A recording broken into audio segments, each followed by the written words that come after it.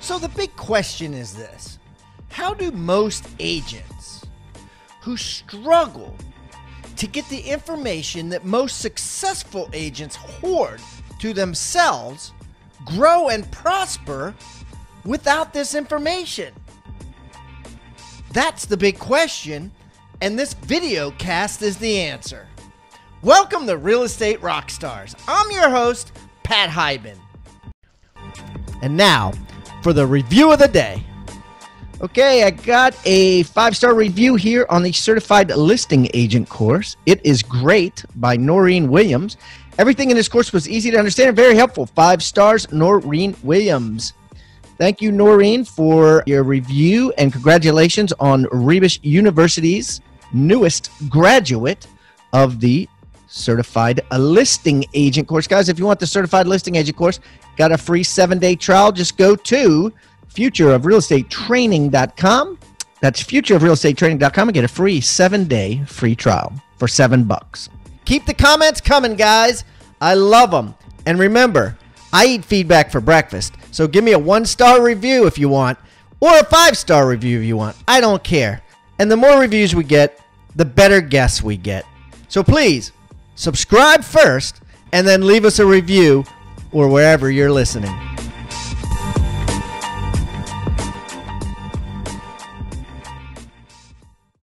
All right, guys, well, we've tried the new show for a number of episodes, and the downloads have spoken. You guys love this show. Wow, I am so honored that we can do an engaging and fun and current show that agents from all over the world are listening to and learning from about what's happening in our beloved real estate industry. So we're going to keep it up. We're excited, and welcome to today's State of the Market. Welcome, Rockstar Nation. Thanks for tuning into the State of the Market podcast with your host, Pat Hyben and Kevin Kaufman.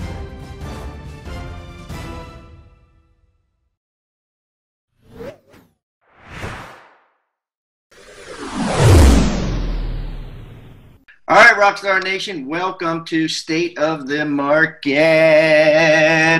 We got some big news today, and I got a special guest today. Mr. Ian Lobos is on the line. Kevin Kaufman texted me about 90 minutes ago, said, Pat, I'm deathly ill. I cannot get out of bed. I texted my boy Ian Lobos out of Baltimore, Maryland. I says, Ian, can you do some news shows? And he goes, man, I said, can you do a news show? And he said, that's funny. I was getting ready to shoot a video about some news that I just read anyway, so I'm thinking about real estate agent news.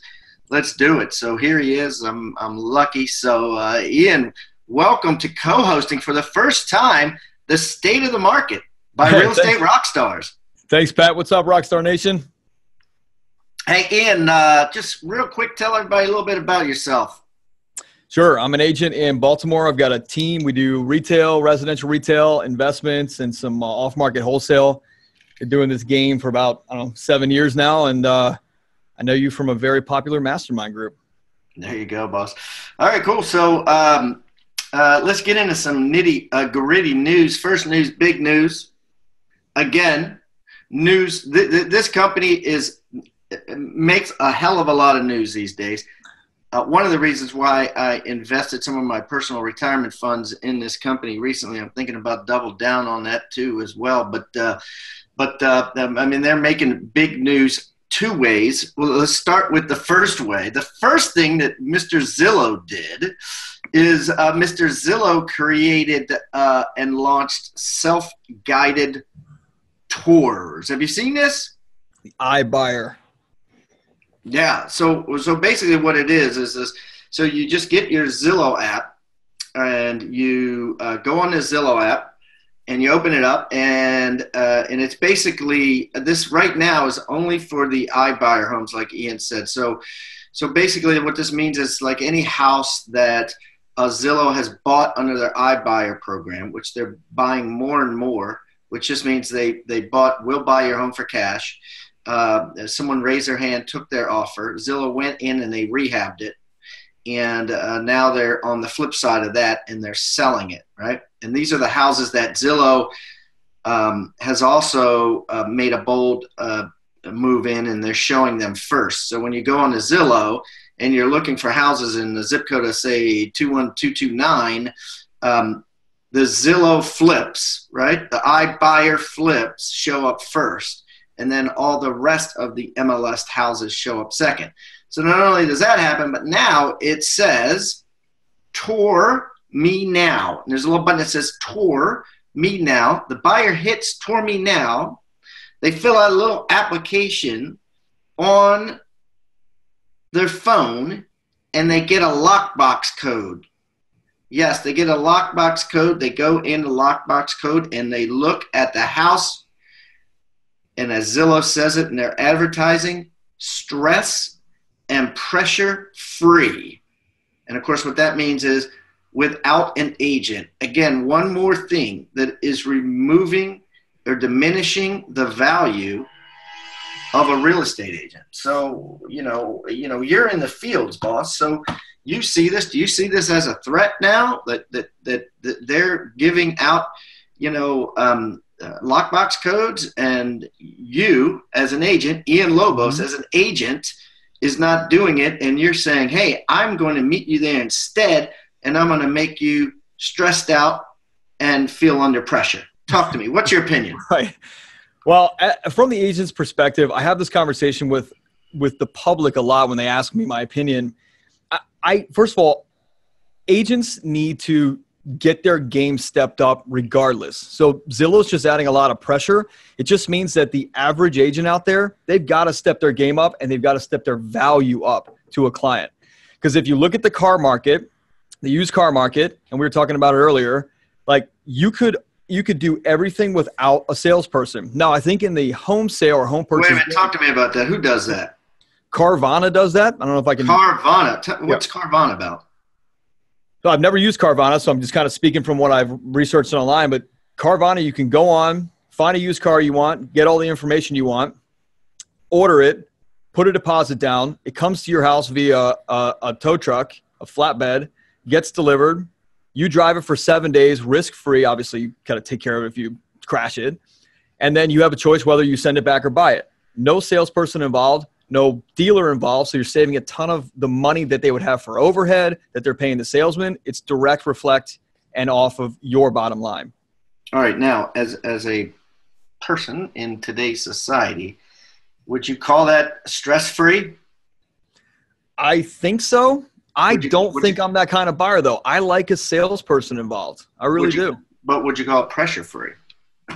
I mean, it could be. I think it adds a different type of pressure that maybe the consumer is not used to, which is complete trust and faith in themselves. Whereas salespeople have been involved with things for thousands of years, I'm assuming, right? So I think that it adds a new pressure that you got to be really sure about your research and the purchase that you're making. And especially with a house.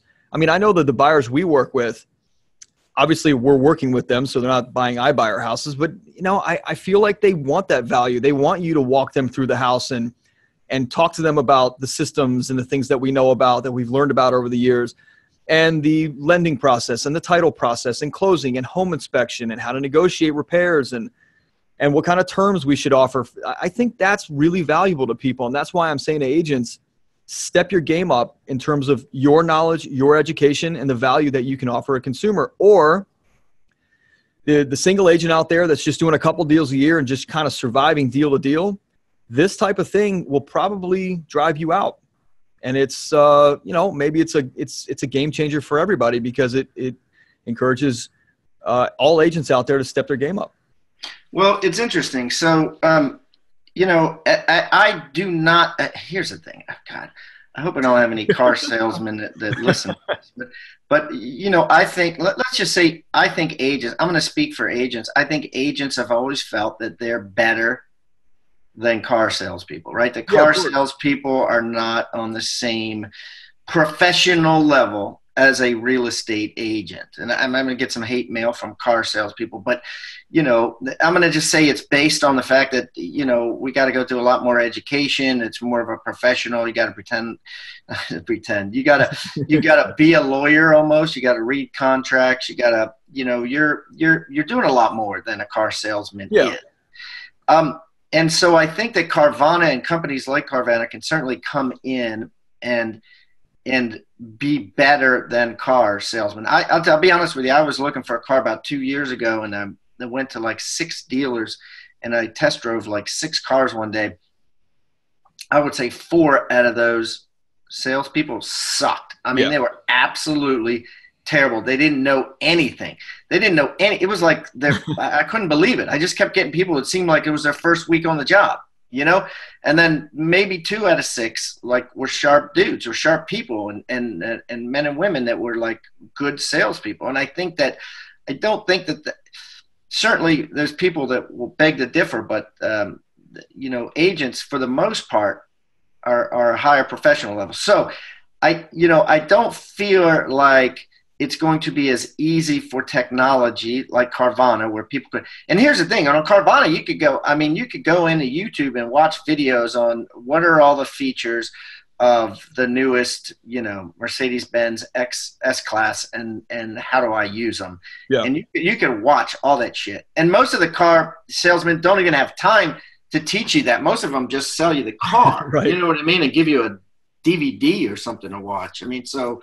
You know, it's very rare. The last couple of cars I bought, they just said, do you have any questions? Do you want me to show you anything? What about Pareto's principle in all of this? 80-20 rule applies. You know that there are great car salesmen and really bad ones. And you know that and the bad ones that you experience were the same as the agents that aren't great, who don't brush up on their knowledge. They're not trying to educate themselves on a daily or weekly basis. And they're just a key turner. They can open a lockbox and they can turn a key and they can technically find zip forms and get an offer written.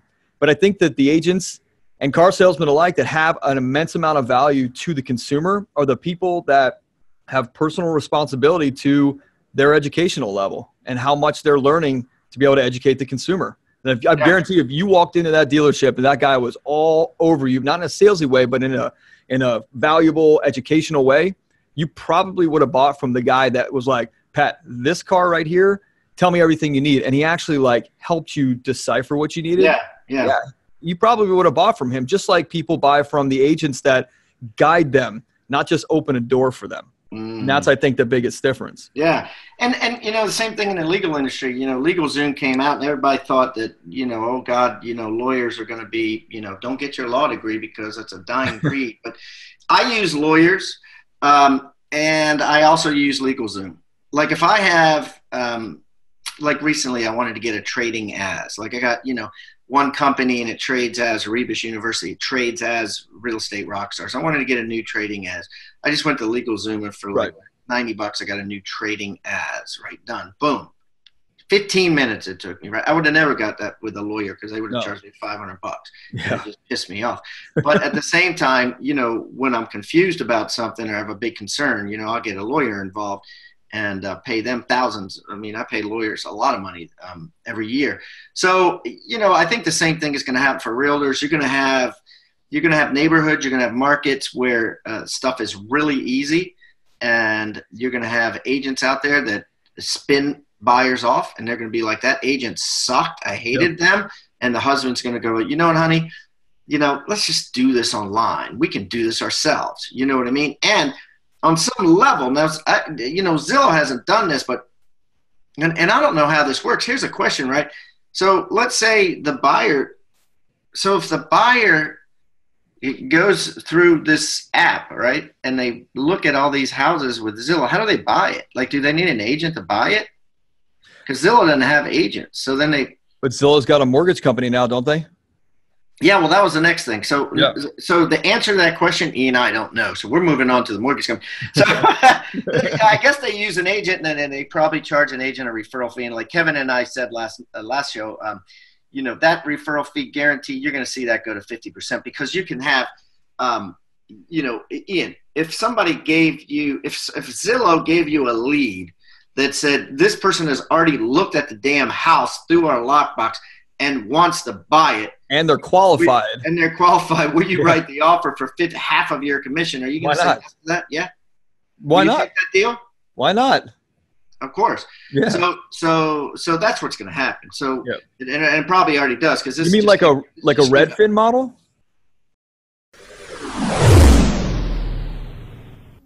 All right, guys, why waste thousands of dollars and countless hours on training that never touches on what matters most? How to make more money in real estate.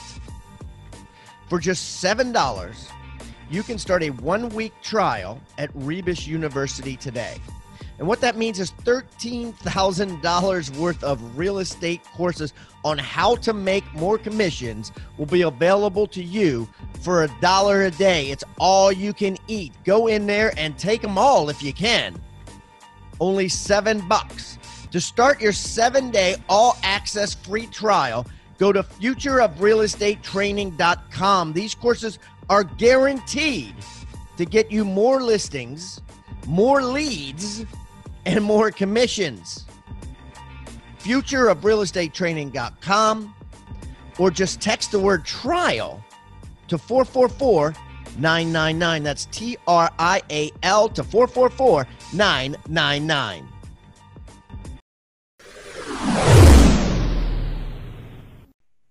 Well, see, Zillow doesn't have agents, so they have to give it to an agent. Right.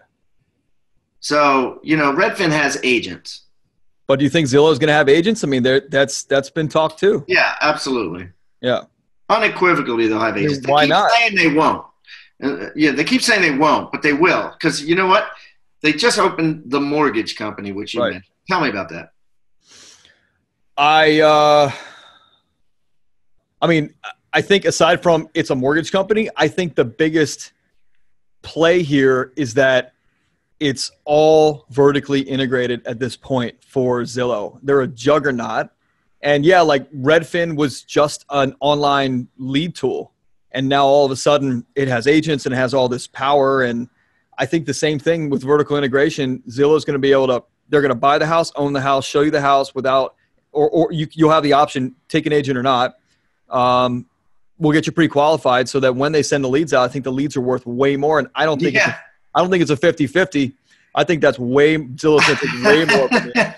Well, the future will tell. But the bottom line is they open a mortgage company. So now what happens is, here's how they figure this. And, at the end of the day, here's the thing. These companies, they're run by smart CEOs, smart freaking people, right? That's their job, to sit in conference room and goes, how can we make more money? And they're like, dude, we have tons and tons of home buyers looking at our website. How can we make more money? Oh, we can sell them mortgages, right? And here's the thing.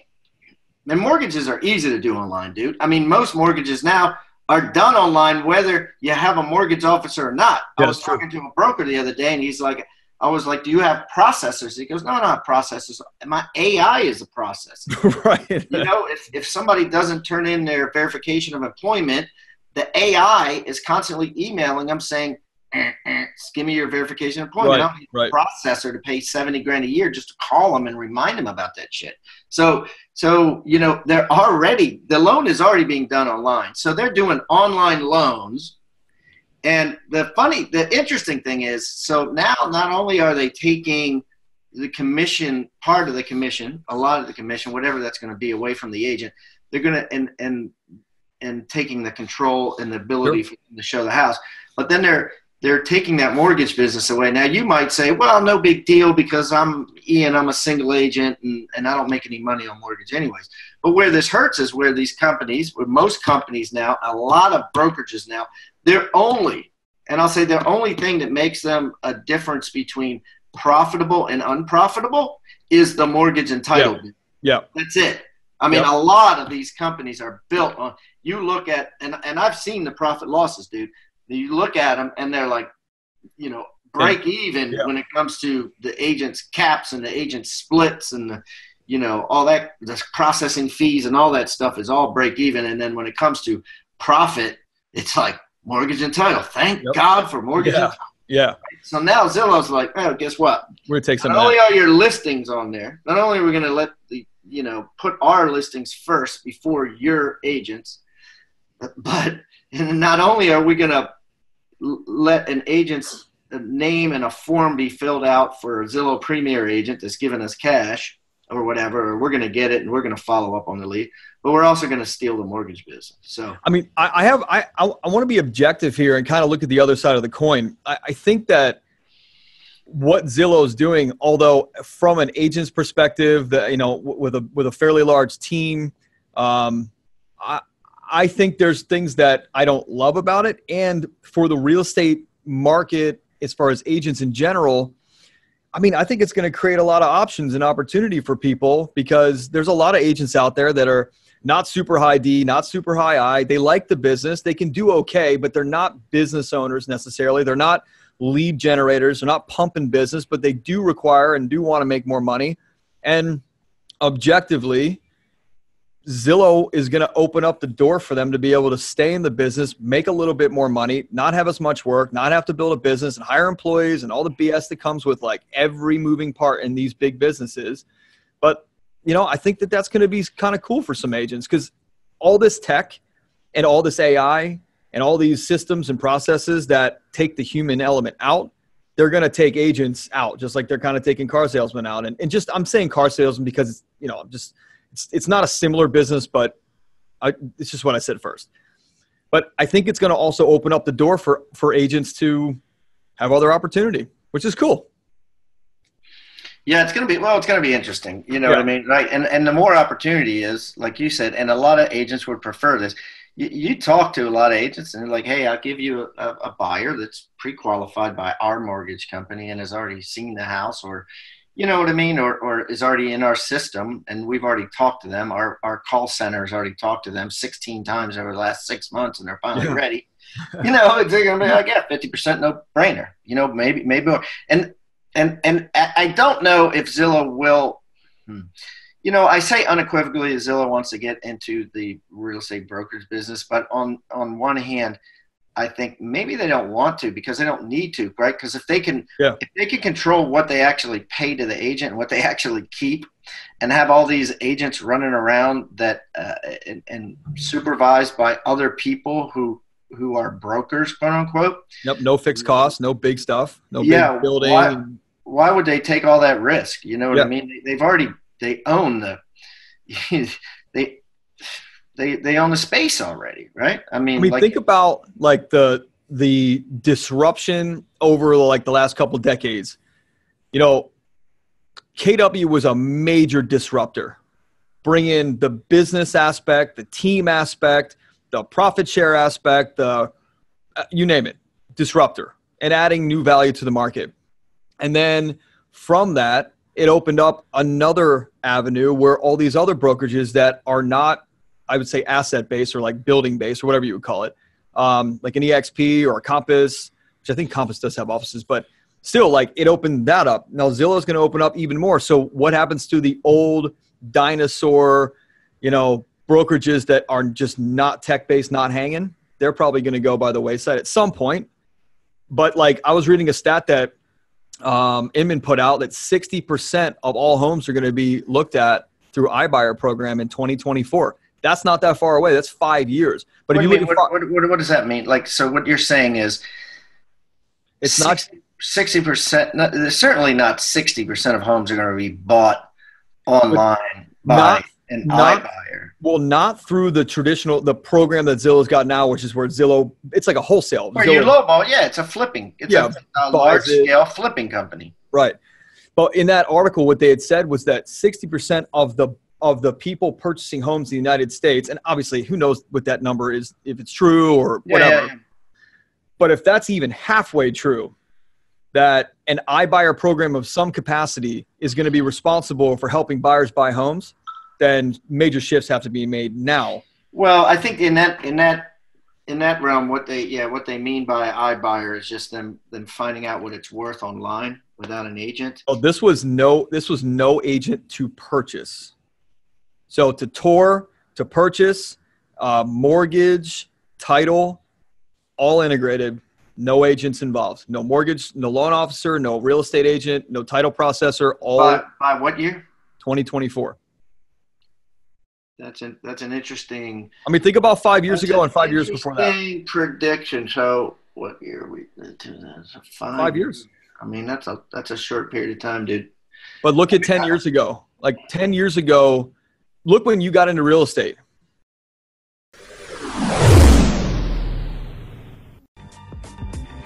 Plenty of people make a decent living selling real estate, but how many manage to make millions, to become a millionaire?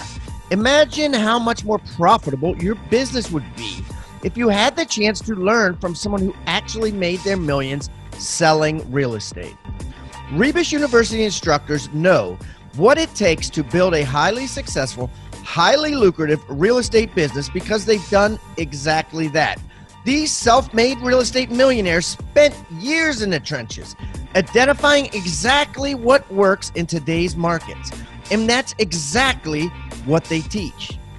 Right now, we're running a 7-day trial on Rebus University's All Access package. For just $7, you can get access to every course. Every millionaire real estate instructor, there's over 40 of them. 40 millionaire real estate instructors that Rebus University has to offer. You have access to all of them. To start your 7-day free trial for only $7, go to futureofrealestatetraining.com. That's futureofrealestatetraining.com. Or text TRIAL, TRIAL, to 444-999. That's TRIAL to 444-999. Hey, real estate agents and rock stars. If you're getting value out of the content in this episode, make sure you like the video and subscribe to this channel. Also, click the little bell icon to be notified about upcoming episodes.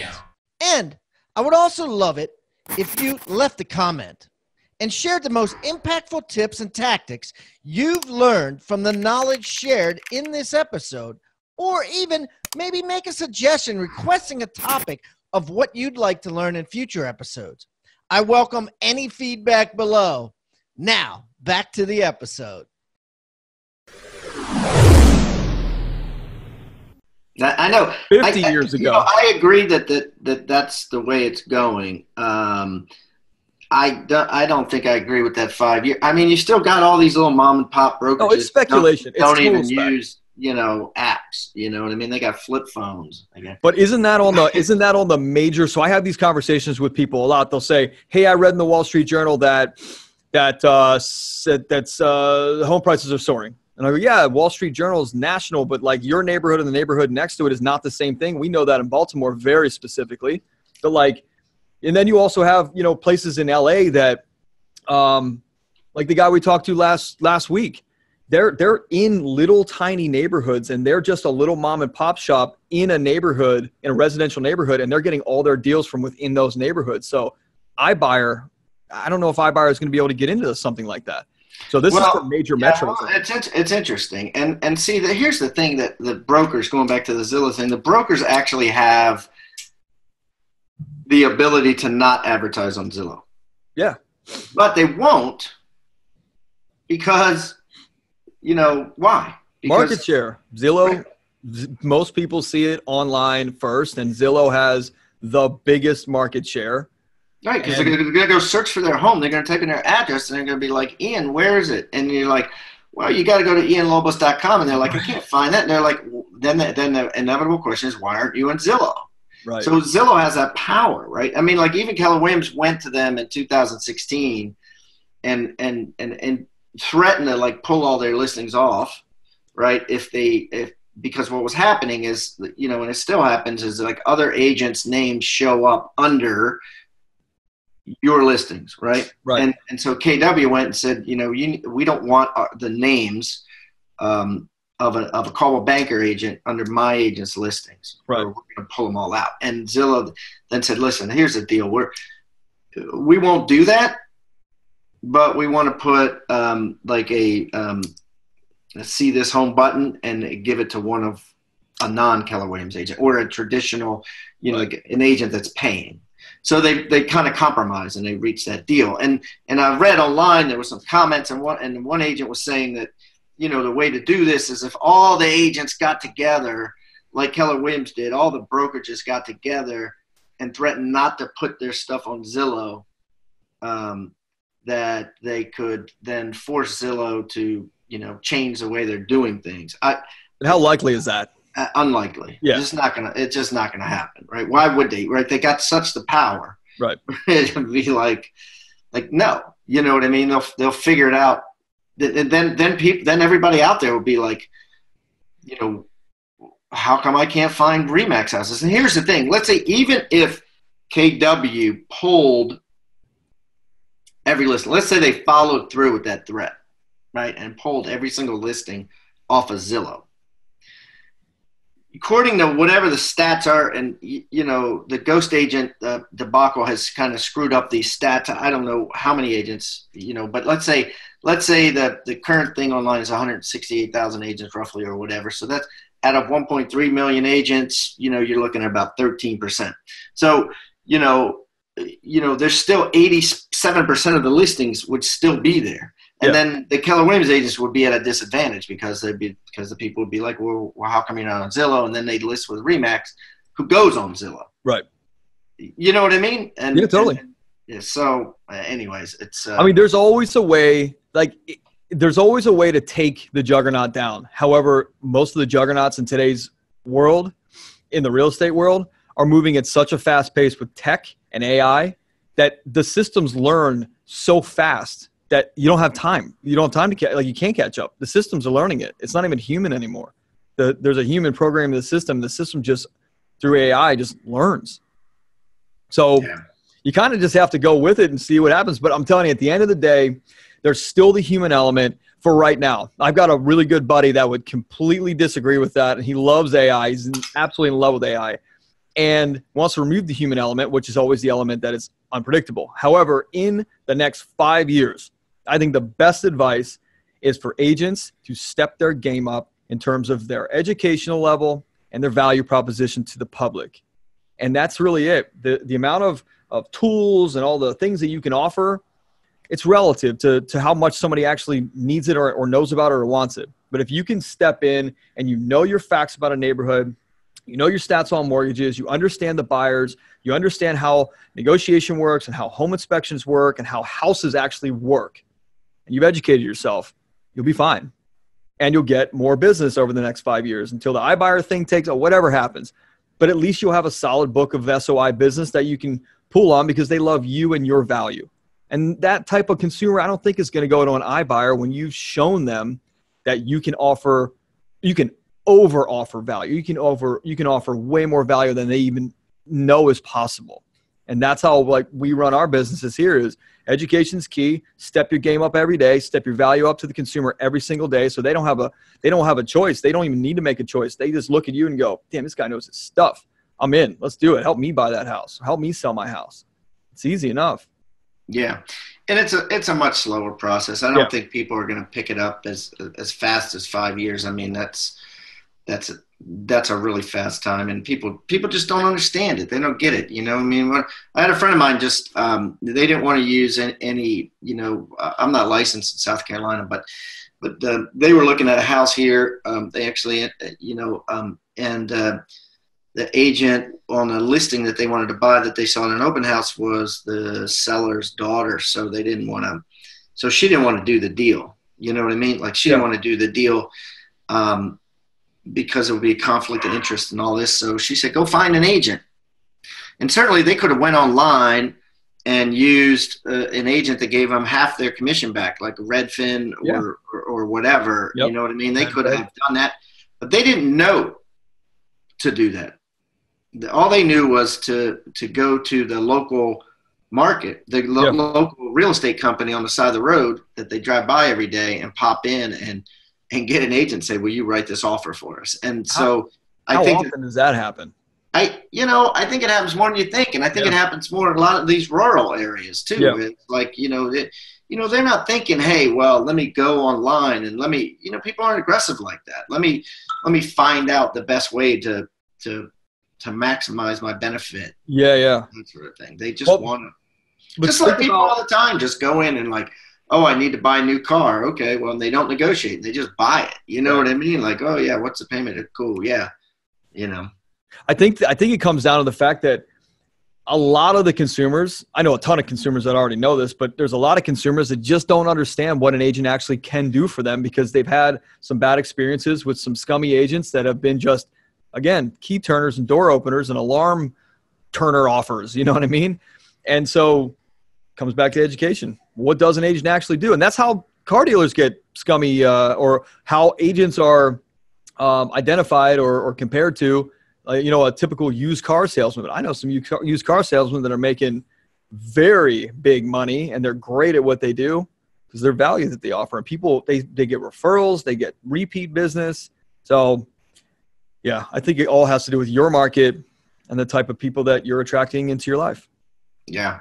Well, look, dude, the news of Zillow opening a mortgage company and the news of Zillow's new button on their app to say, see this house now without an agent, without pressure, and without stress, I think is big enough news. Unfortunately, we've eaten up all our time. There wasn't much news anyways other than that. I mean, those were the two biggest things. So mortgage rates.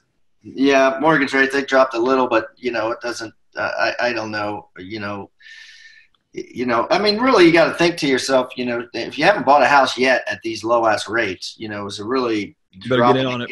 Going to make a difference, Yeah. I don't know, but I guess we'll see, right? The difference, I calculated it earlier, the difference in the 4.26 to 4.28 to 4.206 that the rates just dropped is like, on average, $300,000 loan, 10% down, 30-year term.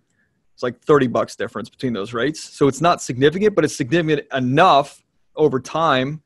And it spikes inventory. Yeah, you can show them, right? I mean, they're $360 a year, but then you show them, over 30 years, Right. Oh, okay, wow. Most people aren't keeping the house for 30 years. Not really modern buyers. I mean, that's a 5 to 7. Yeah. So you got to ask, $30. That's a happy hour bar tab. You know what I mean? So right. If you want to buy a house, if you need to buy a house and the rate's 5.5, you're going to do it. When the rate was 18%, you still had buyers, didn't you? Mm-hmm. Yeah. But were you in business in the late 80s? No, I was in a bit. The highest I ever saw was like 12, 11 and a half, something like that. Still, people were buying. Yeah. Oh yeah. When I first got in the business, that was 11, 12. That was what you had to get. You know what I mean? Then it went down to 10. That was a big deal when they went down to 10. Then we got below 10. That was a really big deal. So, interesting. But anyways, all right, boss. Well, listen, I really appreciate you coming in on short notice with Kevin, laying on his couch, moaning and groaning. I appreciate you jumping on. And by the way, guys, listen, Ian is helping out. He came in on a co-host of a couple other shows to be released in the next month or so. And I've got some vacations lined up. I got a big vacation to Seattle, and I got a Switzerland vacation coming up, and Ian's going to jump on. So you're going to be hearing a lot more of Ian, and I'm glad he's here. He's a solid dude who has opinions and understands real estate sales on a very, very high level. So good to have you on, boss. Thanks, man. I'm super grateful for the opportunity.